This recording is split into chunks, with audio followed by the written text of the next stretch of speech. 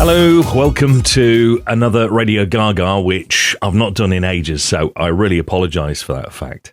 But it's been extremely busy over the past month and a bit or so since I last did a video for you. I've got my trusty steed with me, and this is coffee, by the way, it's not gin. I just thought I'd point that out. Or real ale, which is one of my favourites. Just so point. Anyway. So, I wanted to chat to you today. Well, it's a bit of a double whammy, this actually, today. A double whammy because, A, it concerns voiceovers, but it also concerns radio broadcasters as well. So, if you're watching, we have many subscribers to the channel that watch because of the radio broadcasting angle, and other people watch because of the voiceover angle. But this is a double whammy for you today. So we're going to cover both aspects with one topic. That topic is critique. And it's something that, I don't know about you, but for me, I crave critique. It makes me a better person. It makes me thrive in my business. It makes me more aware of what I'm doing right, doing wrong. Maybe not doing wrong, but maybe doing things in a certain way that are not appreciated and could be done in a different fashion or different manner. There's also the subject of AI, which has popped up this week. There's also the subject of Fiverr, which has popped up this week as well. But I think they are for completely different videos with those. But certainly, let's move on to the critique. Now, I've been in radio broadcasting since 1991. And so I've been doing this for 31 years. But also, I've been a voiceover, I've been in VO for about, since 1994, was it 1993? Yeah, 1993 was my first proper voiceover gig that I did for radio, for Powerhouse Electrical, which no longer exists. I think I gave it the kiss of death, to be honest. But one thing that is the common denominator in all of this is critique. And with critique, there's rejection. And some of us take rejection quite sorely, quite bitterly. Others see rejection. So I'm spitting all over the place. I've just had my eggs and my mushrooms. Sorry about that. Some see rejection as a powerful tool to plow on and be the very best that you possibly can. So, rejection with radio, it's always hard to take. You're always bitter and tear the letter up or whatever. Or some people keep those letters from writing to program controllers and station managers over the years. And it's always the same, isn't it? We really enjoyed your demo, but right now we have no openings, or we don't think you're right for the radio station, but we'll keep your details on file. Great. And we've all had those in radio. Some get to another stage, like I got to the AM stages of Radio 2 back in the 1990s. And that was very exciting for me. This is the highest point I've ever been considered for a position in radio, etc. But no critique always comes from that. There are golden nuggets of those letters that came back to you, or those emails that come back and say, we think you're a little bit too hyper, or we think you're this and you should concentrate on this. And I had a few of those. In fact, I was taken under the wing of two people, really, in 1995. Barry Stockdale from BBC Radio Sheffield could see or hear a glimpse of something to come. So he took me under his wing to then nurture that.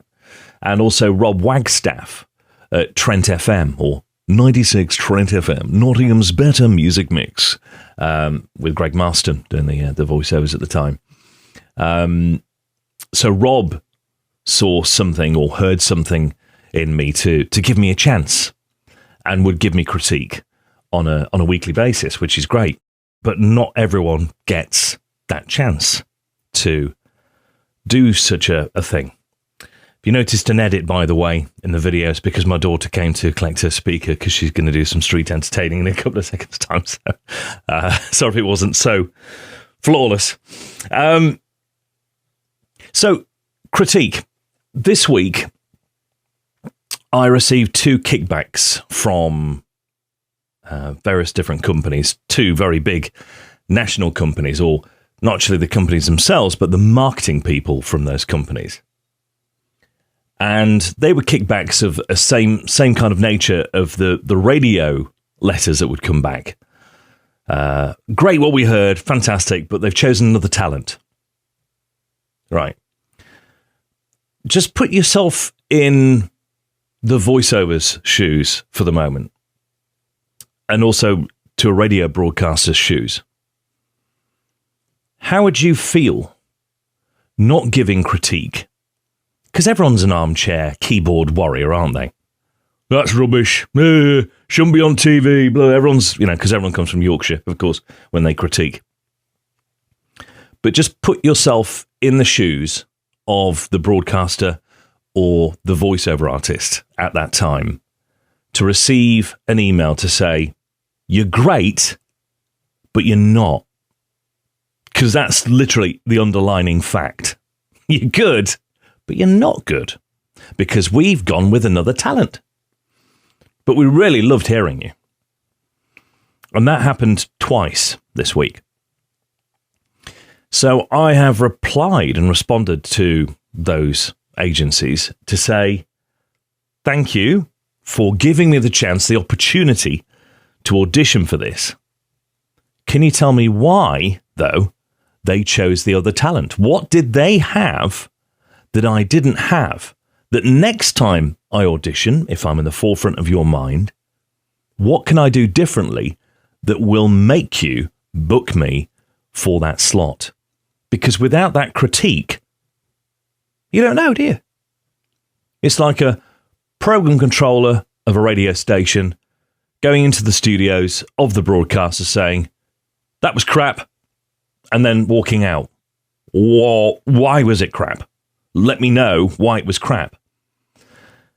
And I'll name drop now. I really, really looked forward to my snooping sessions, my critique sessions with the likes of Lewis Clark. He used to be at Mercia FM, then went on to be network PC at Heart. And Richard James, really enjoyed my critique sessions with Richard James at Minster FM. He was of Radio Air fame and Metro, I think he was as well. I think Lewis Clark was at Metro as well. He did overnights on Metro.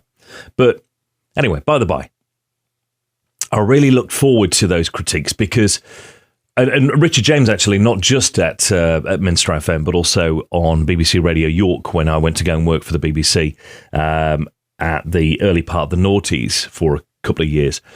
I loved those critique sessions because we would pull apart the show, but the onus of the critique would be on me.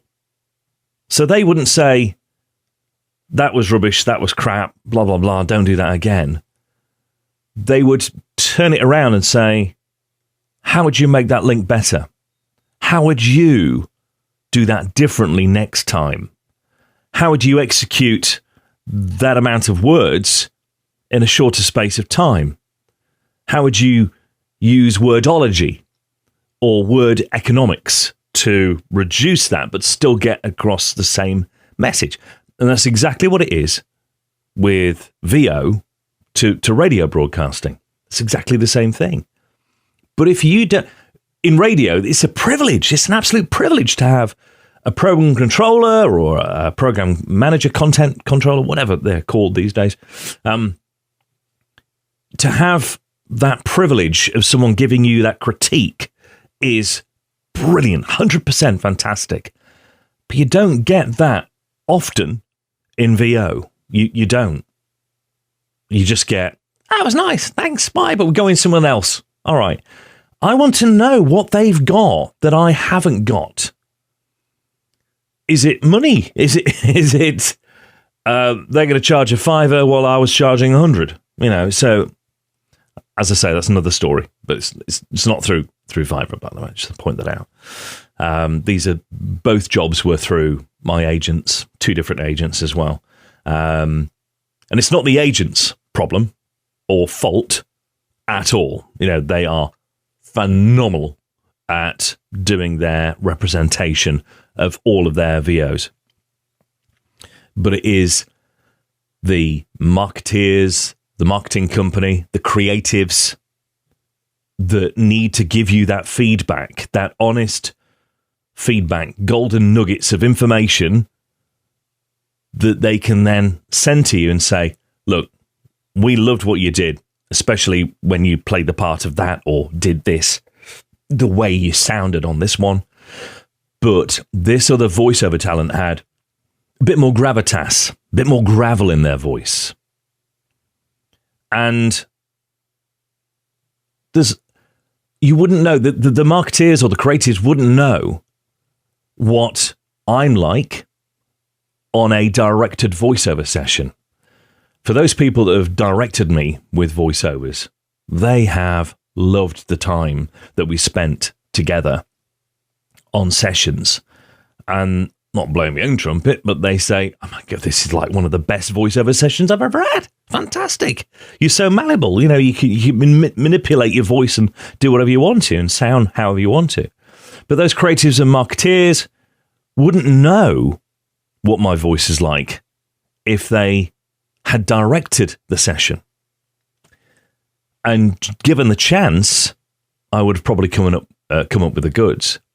So critique is essential. So if you're watching this right now and you're a creative or you're a marketeer, marketing company, agency, and you're not quite sure what you want, never be afraid to ask for a re-audition. Yet again, if you're a VO yourself and you're watching this, or you're a radio broadcaster watching this, critique. There's golden nuggets of information that make you a better VO, a better radio broadcaster. Critique. That's all we ask for. Just tell us, not callously or maliciously, you're crap. We don't want to know that. We want critique, constructive criticism. I can never say that word, and I just have, and I'm not going to repeat it. It's like dominoes. Can't say that word. Anyway, I hope you've enjoyed the video. Thank you so much indeed for joining us. If you haven't yet subscribed to the channel, please hit subscribe, notifications, give us a like, give us a comment as well. Happily comment in the section below and let us know your true feelings and your thoughts on critique. Perhaps you don't like critique. I don't know. It's each other's person, but I consider as a radio broadcaster and also as a VO, critique is essential, especially if you're doing auditions, because you're only as good as your last show, as they say in radio, and you're only as good as your last audition in VO. Take care, God bless, and I'll see you again in the next video. Thanks.